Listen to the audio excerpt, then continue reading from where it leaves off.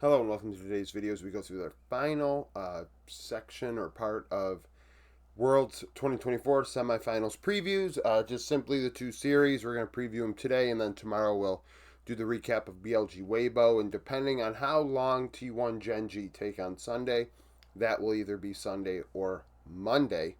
Now, we have two different previews here, if you will, because in the case of BLG Weibo, although BLG has been dominant of Weibo the last 2 years, one, they lost last year to Weibo despite being dominant all season long. As you see, last year BLG were 7-2 against Weibo in 2023, and then would go on to lose at Worlds. This year, BLG total 10-1 against Weibo over the season. Now, the last time these two teams played, BLG won 3-0, but only 9 of the 10 starters are the same. Because during summer, BLG ran Wei all season long, pretty much, at least as far as when they played Weibo. They did not play Weibo with Shun against this lineup, so that's kind of the interesting deal here. Despite BLG winning 3-0, and Knight led the way 17-5 and 23 with 27% of damage, Zhao Hu went 9, 12, and 15 with 33% of damage and actually led that series in damage overall between the two teams. So that's the deal here. So BLG dominant of Weibo, but Weibo are not, although Weibo are the same team that BLG beat in summer, BLG are not the same team anymore. A lot of fans throughout this process went and said, Wei is better than Shun. And that Shun is, you shouldn't have been starting anymore. Wei's playing, BLG are better now, this, that, and the third. Okay. Now we take your words at face value and you say that. Now Shun is back in the lineup. And what's interesting is we're seeing it flip, right? That people now say, oh no, Shun's better than Wei. Which, 3-4 months ago, 6 months ago, people would have said that as well. I honestly probably still would say that. But the fact of the matter is, this flip-flopping back and forth kind of just washes out those opinions altogether. It's like, okay, you don't really know what you want. You just know that you're supporting BLG, and that's fine. But analytically speaking, or even, there's just too much bias there. Like, it's messy. And in the case of Weibo are not the same team they played in spring, which is why I didn't include spring on here. Because in the end, or maybe I did. Maybe they only played them once in spring. Either way, Weibo's lineup changed from spring to summer. BLG's has changed from spring to summer. And last year, Weibo's changed from spring to summer, if you recall, when they brought in Wei in the jungle and allowed, was it Karsa? Who was the jungler in 2023? Was it Karsa? I mean, obviously it was ZDZ and Zhao Hao in spring 2024. But Weibo make changes to their lineup. So at face value, this is not the same matchup as we saw at the end of summer. I mean, and theoretically, if we hold people to their words, BLG are not as strong as they were in summer if Wei actually is better than Shun, or were we drinking the Kool-Aid, or this, that, or the third. That's why I personally don't really grade out players outside of every 6 months, because I like to not react to what one series, 1 week, 1 month might really show, or one tournament in the case of Worlds, and take a little bit more of a sample to kind of get a vibe for players. But regardless, I mean, BLG on paper have better players. Especially in top lane. Breathe is on a run, though, and I've been saying that in the comment section to people when they talk highly of Weibo. It's a weird situation. A lot of times at Worlds, I feel like these teams all have a player that kind of just is like playing way better than anticipated and expected, and you're kind of just like, wow, this guy ends up winning Worlds. You think of a Gimgoon, you think of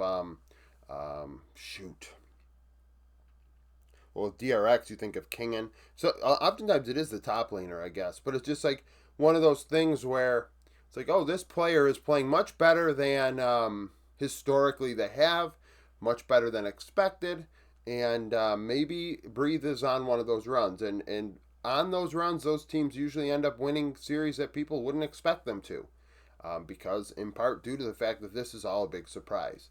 But in terms of Midnight, of course, is better than Xiaohu, and the bot lane duo Elk is better than Light. Now, Crisp is playing better than On. On is playing. I almost did a video where I ranked the 20 players today instead of doing this, and I would have put On 20th of the 4 teams. I think he's playing the worst out of the 4 teams that are left. But neither here nor there.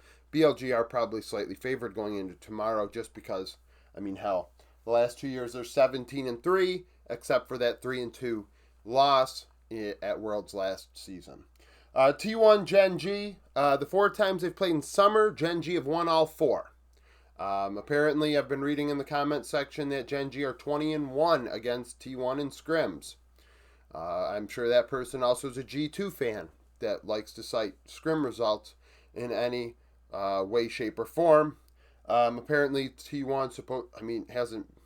So, but T1's been getting smoked by Gen.G for a while. It's true, but something's going to happen here. Either T1 ends that struggle that they've had against Gen.G, or Gen.G finally get over the hump and go to finals. Like, we can cite historical data, and also say Gen.G have been in this position before, being favored to go to Worlds finals. And I mean, it would be great to see a Knight versus Chovy final. It would be, because we're guaranteed one of them's going to finally win the big one. Or, you might get a rematch of Weibo T1. And I mean, a lot of people don't like that, because a lot of people don't like T1. Personally, out of the 4 teams, I would like Xiaohu to win Worlds out of the guys that haven't won it yet. Most. But that's neither here nor there. Now, looking back more at this, the 4-game set, Keen and Zeus, in these 4 games, the top lane definitely took on a 4th tier. I mean, they're not a carry. They're facilitators, right? That was the meta in summer. Carry-oriented junglers, and we see that because Keen and Zeus around 16% of their team's damage, but the junglers, 20 and 22% in the case of Canyon and Owner. So very strong picks out of those players. Of course, the meta has shifted a bit, but we are just looking back at recent results. In terms of gold share with the top lane and jungle, I mean, very similar, around 20% for both. So even gold split. Return on investment, strongest is Owner, 1.54 of those 2 roles. The junglers, like I said, getting the bulk of the damage out of the top side of the rift. In terms of diffies, who's ahead at 15 minutes? On average, Zeus was ahead of Keen, only like 40 gold, but the point is they went essentially even in those 4 games. So Keen was not getting the better of Zeus in those matchups. I feel like oftentimes I think I had somebody in, to show how I'm not a fan of any team really, I had a T1 fan in my comment section say that Faker, like, smoked or spanked Scout and Knight at last Worlds, but actually when you look at it, that wasn't the case. It's just one of those things, where we don't look at stats, we just go off of our fandom and want to, spew shit, if you will.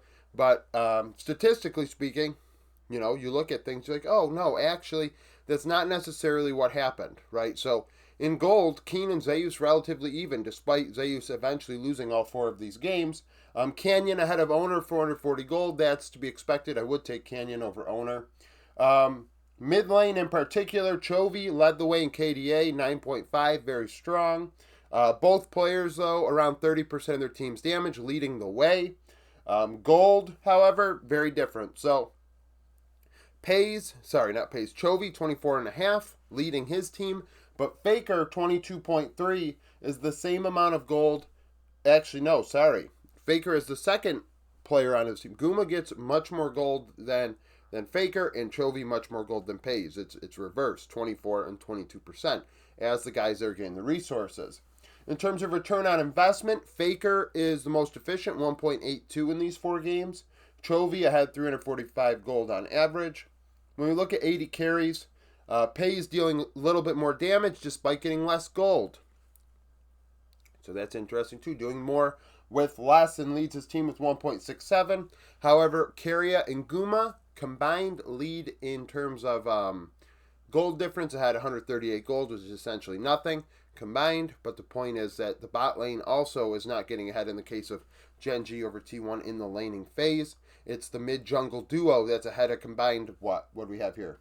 785 gold on average. That's making a big difference in these matchups. I mean, Canyon over Owner is definitely the biggest diffy of these four roles. Faker can find a lot of value where Chovy really cannot, as more of a facilitator and shot caller. Chovy, obviously a resource hog, and does a lot with it. But, that's a big thing. And also, this is going to be a big moment for Pays. I sing his praises. He's very, very talented, and I don't hide the fact that I think he's going to be one of the best ever. But the point still remains that this is going to be a very big moment against players that have been doing it for the last 2 years. T1 have been in this position and got past it and went to finals.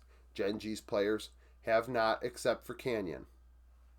That's the thing, too. Canyon has. So maybe Canyon is a difference. Maybe they say, hey, guys, this isn't that big of a deal. Historically, you guys can't do it, but I'll be the one to get it done. That's why I keep saying give him the ball, because in the end, he's the one that's proven he can carry the ball in these moments and come out on the winning side. Not to say Chovy isn't capable, because Chovy certainly is, and in my opinion, in his losses, it's not necessarily his fault as much as it's the players around him. It's so funny when people look back at an HLE roster and say Chovy choked when they had Morgan and Arthur on the top side of the rift, or Willer, or Vista at support. Think of that lineup for a second.